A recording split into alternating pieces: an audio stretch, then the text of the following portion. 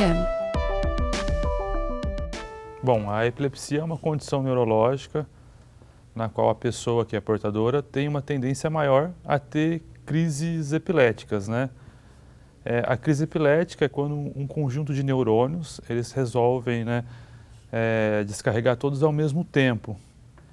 Então, a pessoa que tem epilepsia, ela tem essa tendência. Daí, se for um conjunto de neurônios, por exemplo, que controle um braço, a pessoa vai ter uma crise epilética e vai ficar mexendo o braço dela involuntariamente.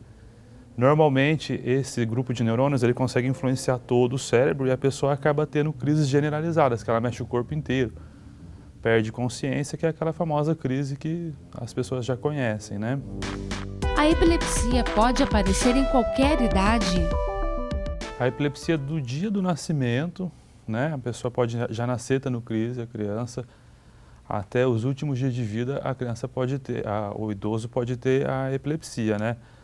Claro que são crises diferentes, são condições diferentes, mas a epilepsia é uma condição que afeta mais ou menos 1% da população. Parece pouca gente, mas é muita gente, né? Se você for pensar que tem 7 bilhões de habitantes no país, no mundo, né? E são diferentes as causas, mas a epilepsia, ela pega todas as faixas etárias da humanidade. O que pode causar a epilepsia?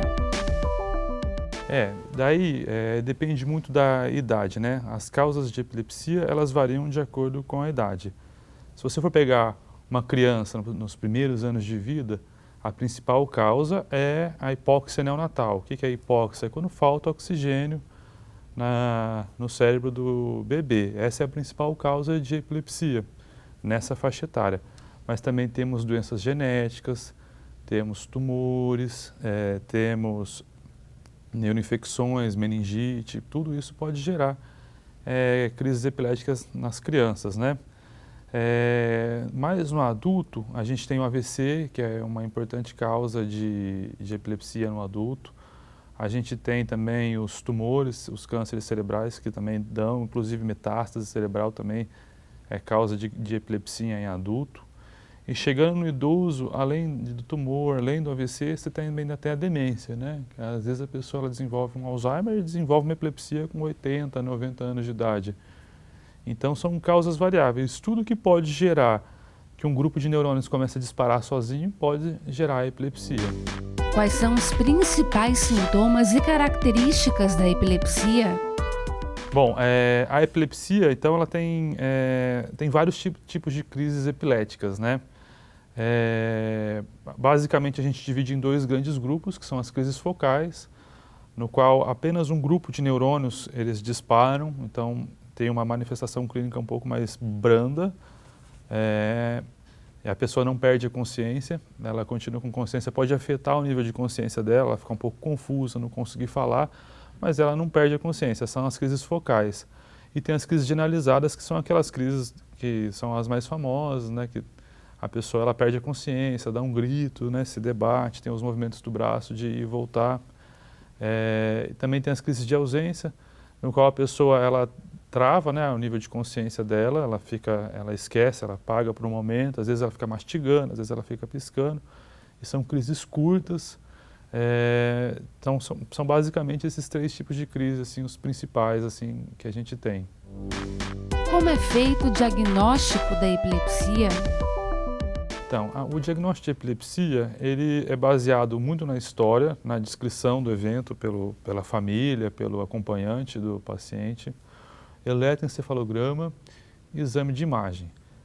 Muitas vezes a pessoa é epilética, ela tem epilepsia, a gente vê a crise dela, vê até vídeo, né? Hoje é muito comum o paciente levar o vídeo, meu filho teve crise, olha o vídeo aqui.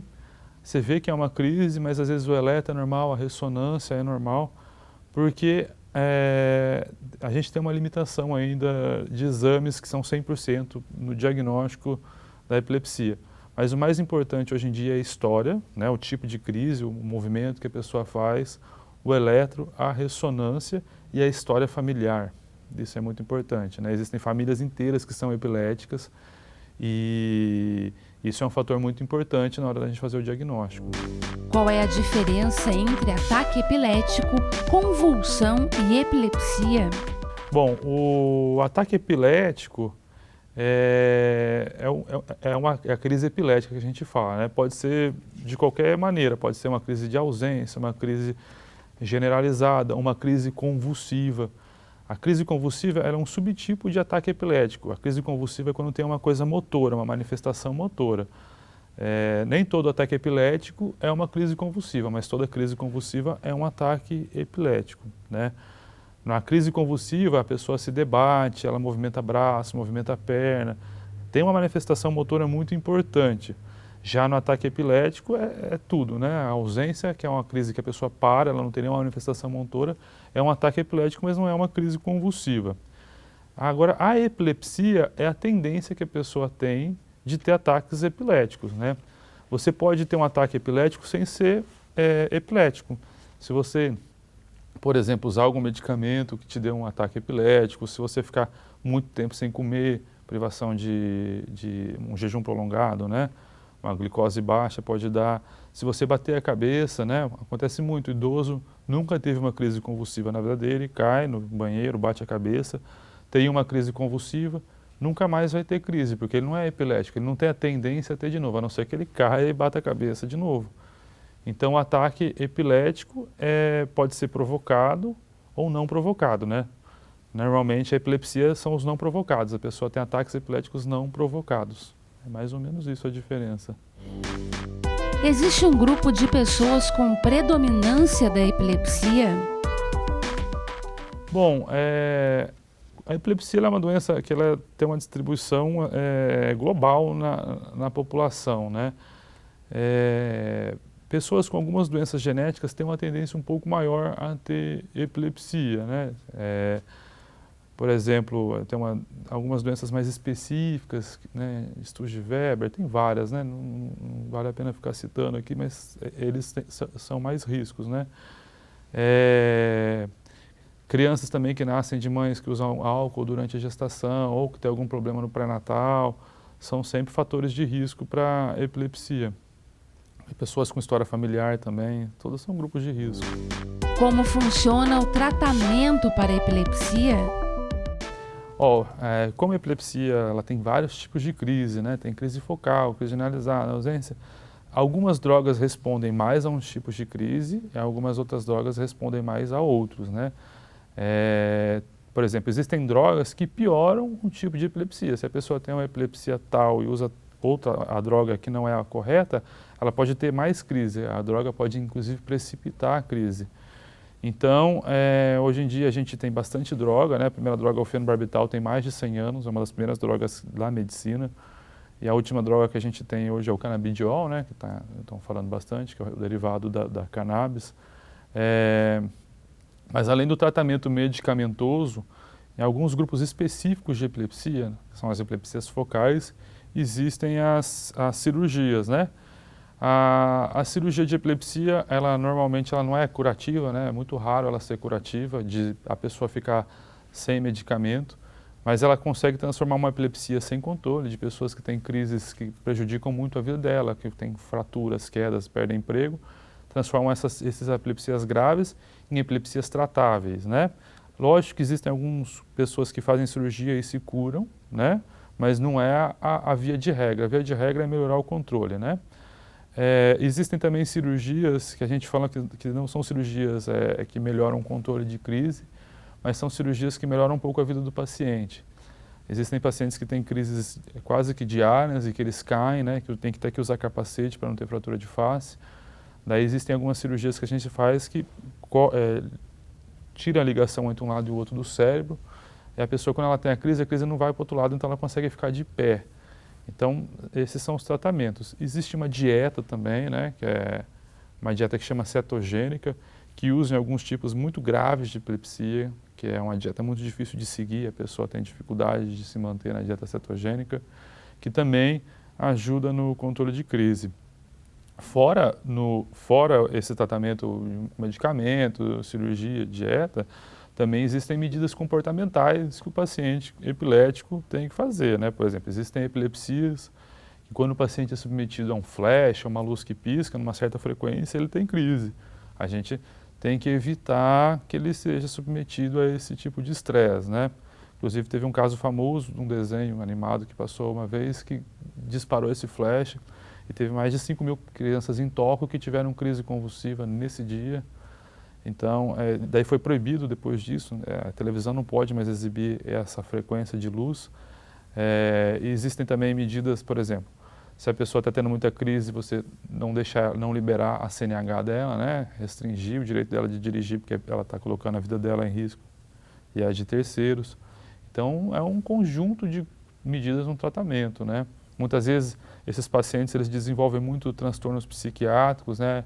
Depressão, ansiedade, porque é muito difícil você ter uma crise, o empregador ele não manda embora, demite, essas pessoas elas têm dificuldade de se inserir no mercado de trabalho e também têm dificuldade de aposentar por conta que são pessoas funcionais, né?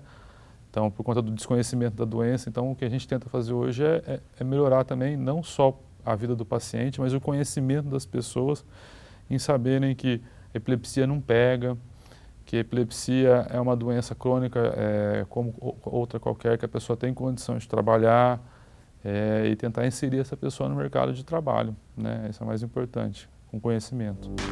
Quais são as possíveis complicações da epilepsia? A epilepsia é uma descarga muito intensa, né? Uma descarga elétrica cerebral muito intensa. Então, a partir de uma certa duração da crise, ela começa a gerar lesão cerebral, né? A crise epilética convulsiva generalizada, aquela que a pessoa se debate, quando ela passa de 5 minutos, já começa a ter um certo dano cerebral.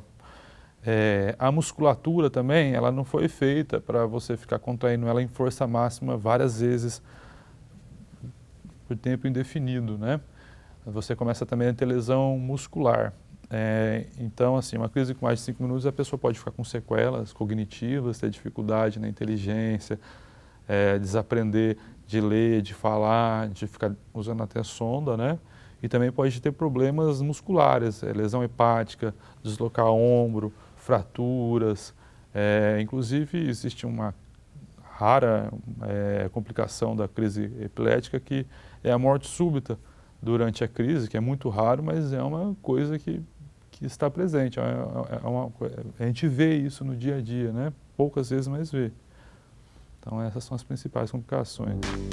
Como socorrer uma pessoa durante uma crise epilética? Eu vou começar na primeira coisa que a pessoa que está testemunhando uma crise tem que fazer, ter calma, porque a maioria esmagadora das crises convulsivas, elas são de curta duração e não vão dar as complicações e prejuízos das crises para os pacientes. Então, a primeira coisa que a pessoa tem que fazer é se acalmar, né? E tentar remover qualquer objeto que a pessoa possa bater, proteger a cabeça da pessoa, né? Colocar um pano, um travesseiro debaixo da cabeça da pessoa. Não tentar segurar braço, não tentar conter perna, porque a pessoa ela não tem controle, ela pode te acertar uma ombrada, te dar um soco involuntariamente. Não adianta falar, não adianta dar tapa no rosto, nada disso adianta. Terminantemente proibido colocar qualquer coisa na boca, seja chinelo, dedo, para desenrolar a língua. A língua ela é um músculo, igual qualquer outro músculo do corpo, então tudo contrai, então a língua não vai sufocar o paciente. Existem até relatos de pessoas que tentaram enfiar o dedo dentro da boca do paciente para desenrolar a língua e perderam o dedo. A pessoa acabou engolindo o dedo do outro. Então, não deve mexer na boca, né? A baba que sai da epilepsia, também existe uma lenda que ela é contagiosa, ela não é contagiosa. Se você se sujar com a baba, você não vai pegar a epilepsia. Então, basicamente é ter calma, né? Proteger, tirar todo quanto é que é objeto que a pessoa possa se bater, se machucar, tentar proteger a cabeça, colocar um travesseiro embaixo, um toalha, um pano, um cobertor, qualquer coisa para não ficar batendo a cabeça no chão. Isso é fundamental. Se for possível, tentar afrouxar a roupa da pessoa para ela não se machucar com cinto, com gola da camisa, com pulseira, com qualquer coisa do gênero, né? E olhar no relógio. O tempo é fundamental. A crise passou de 3 minutos, já pode ligar para o SAMU, né? Teoricamente, o status é com 5 minutos, mas se você esperar 5 minutos para ligar, já vai ser tempo demais. Então, já pode ligar para o SAMU, né? Nem toda crise convulsiva tem que ir para o hospital. Existem pacientes que são epiléticos, que têm crises de escape, eles já são orientados a quando que leva para o hospital, né? Porque muitas vezes você vai levar o paciente para o hospital, ele está bem, você vai submeter ele a risco de infecção hospitalar, né? Vai ficar esperando uma coisa desconfortável. Então, se for um paciente que já é epilético de longa data, nem toda crise tem que ir para o hospital. É possível prevenir a epilepsia? Olha, como a epilepsia é uma doença que tem causas muito variáveis, então, sim, algumas causas de epilepsia são preveníveis, né? Por exemplo, fazer um pré-natal adequado, não usar bebida alcoólica durante a gestação, né? Isso são, antes do ser humano nascer, já são coisas que já ajudam muito ele não desenvolver epilepsia, né? Os fatores de risco de epilepsia geralmente são os mesmos também do AVC, né? Porque o AVC é uma causa importante de epilepsia. Então, a pessoa não tratar a hipertensão, não fumar, evitar a obesidade, atividade física, tudo isso reduz o risco da pessoa desenvolver epilepsia. Lógico que existem as causas que a gente infelizmente não tem como prevenir, mas a maioria das causas, sim, tem uma prevenção. A epilepsia tem cura? Olha, é possível. Existem epilepsias que curam sozinha. Existe um tipo de epilepsia na infância, que a criança, por volta dos 5, 7 anos, ela começa a ter crise. Depois, até os 14, assim, no máximo, ela já não tem mais crise. Existem também outros tipos de epilepsia, às vezes até com lesão mesmo cerebral, que a pessoa ela para de ter crise e a gente não sabe muito bem como explicar. Mas agora, curar a epilepsia com medicamento que a gente tem disponível, ainda não. A gente ainda não consegue, infelizmente, obter a cura para o paciente. A gente consegue um controle adequado, o paciente pode ficar 20, 30 anos sem ter crise nenhuma, mas agora curar, não. A cirurgia, em alguns raros casos, ela pode curar 100%, da pessoa conseguir ficar sem medicamento nenhum, mas não é o mais comum. O mais comum é ela ter um controle excelente de crise, ficar com medicamento só e ficar bem. Então, sim, é possível falar em cura em epilepsia, né? Mas é menos frequente a cura do que, né, a doença seguir seu curso natural, né? Que é ser uma doença crônica com tratamento.